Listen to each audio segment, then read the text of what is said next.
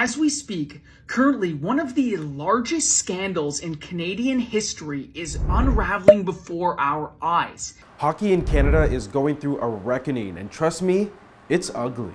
There's no consequences when these allegations come forward. There's no consequences to players. There's a fund that pays off the victim. And I know you talk about wanting to respect the victim, but respectfully, it sounds like a cop-out because the players walked away with no consequences. And so the behavior can continue because the top, Hockey Canada, is saying, we'll pay, we'll make it go away, and the players can just continue, and no one will ever hear any further details. Hockey Canada, the national governing body for ice hockey in this country, has been exposed for its part in the toxic culture of hockey. The organization is now dealing with one of the biggest sexual assault scandals in Canadian history.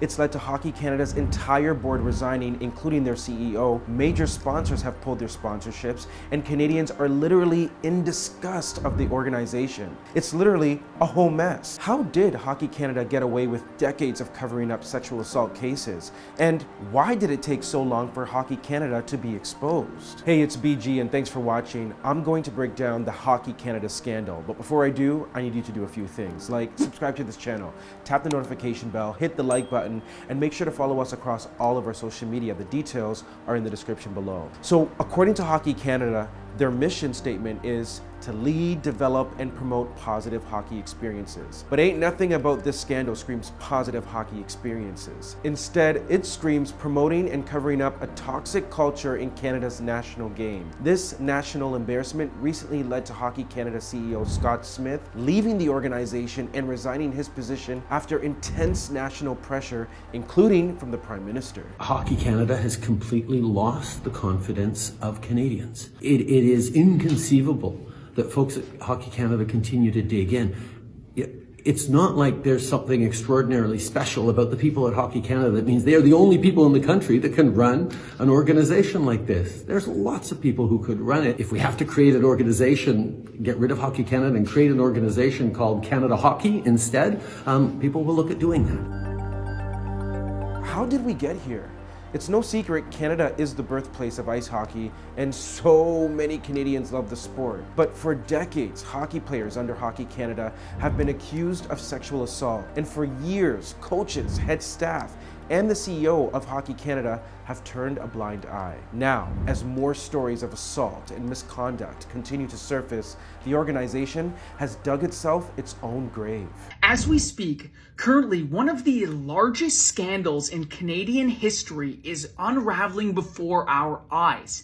And I am 99% sure this is going to become a Netflix documentary. This all began when a 24-year-old woman filed a lawsuit against Hockey Canada alleging that she was assaulted by 8 players, including members of the World Junior team in the city of London, Ontario. The woman and the accused players were not named publicly, though a number of players from the team denied any involvement, with many of those players now in the NHL. In May of this year, sports network TSN revealed Hockey Canada had quietly reached a settlement with the woman. But the allegations didn't stop there. Stories of a gang sexual assault involving the 2003 World Junior team emerged in July of this year, but those allegations have yet to be proven in court. So let's talk about the aftermath from the revelations. The response to the news was swift and intense right across the country, and it had many people asking, how was the organization paying the victims who came forward? Well, a government probe into Hockey Canada discovered the organization actually had a dedicated fund set up to pay off the victims. According to CBC News, Hockey Canada was using money from the National Equity Fund to settle past sexual assault claims. Basically, they took the membership and insurance fees paid by young players across the country to pay off victims of sexual assault. And not only did the organization wrongly use that money, Hockey Canada was also using money from a second fund. $15 million of fees from the Participants Legacy Trust Fund paid by families to have their kids play hockey was used to cover sexual assault claims. So you're probably wondering, How many of these cases are we talking about? Well, the probe also found that the organization has dealt with anywhere between 1 to 2 sexual assault allegations per year over the last 6 years, and has paid out $8.9 million in 21 settlements since 1989. That means this has been going on for more than 30 years. So, was there anyone sounding the alarm? The toxic culture of hockey has been no secret. One of the most prominent cases in the sport's history was that of Sheldon Kennedy. In 1996, he came forward with revelations of years of sexual abuse at the hands of his junior hockey coach. Like, I felt very silent and very scared that nobody's going to believe me, like it's my fault. And I think the best thing to combat abuse and addiction and all these scary things is conversation and open conversation. Sheldon went on to become a speaker and activist for child survivors of sexual abuse to ensure this didn't happen to anyone else. In 1998, he rollerbladed across Canada, raising awareness and $3 million for child abuse survivors and prevention programs. Decades later, when asked about the ongoing Hockey Canada scandal, this is what he had to say. There's no doubt that the organization at this point it needs to resign, both the board and the operations side, for this organization to move forward.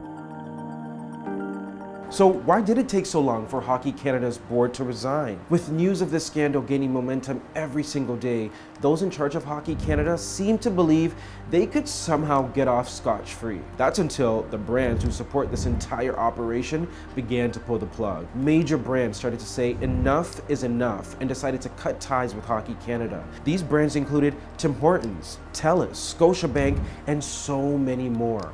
All said they won't sponsor the men's program, including the World Juniors, during their 22 to 2023 campaign. Then came the cuts from the inside. Hockey Quebec also revealed that they were cutting ties with Hockey Canada. And then came news that Hockey Ontario and Hockey Nova Scotia would no longer share some of its fees with the organization. The bleeding of sponsors and all the money they provided was a 1-2 punch for Hockey Canada, who was also dealing with a huge blow in funding dollars from the federal government. Hockey Canada has completely lost the confidence of Canadians. In June of 2022, Prime Minister Justin Trudeau's government announced a funding freeze of public money for Hockey Canada. Canada's Minister of Sport, Pascal Saint-Onge, tweeted this: "This is about changing a deeply entrenched culture.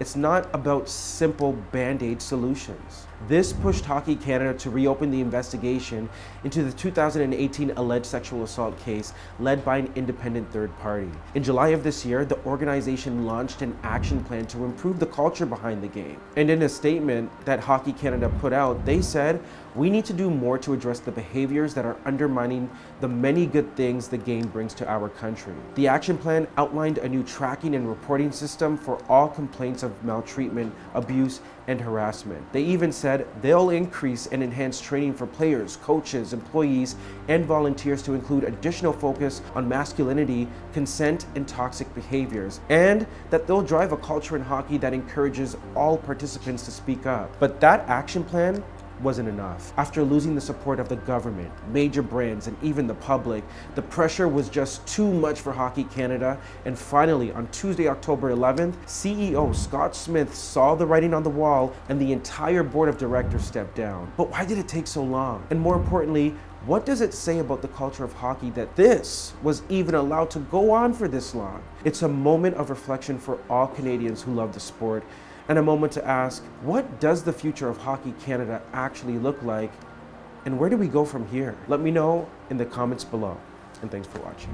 Hey BG Squad, thanks so much for checking out our channel, and listen to this, we have more great content for you, like this video right here, and this video right here.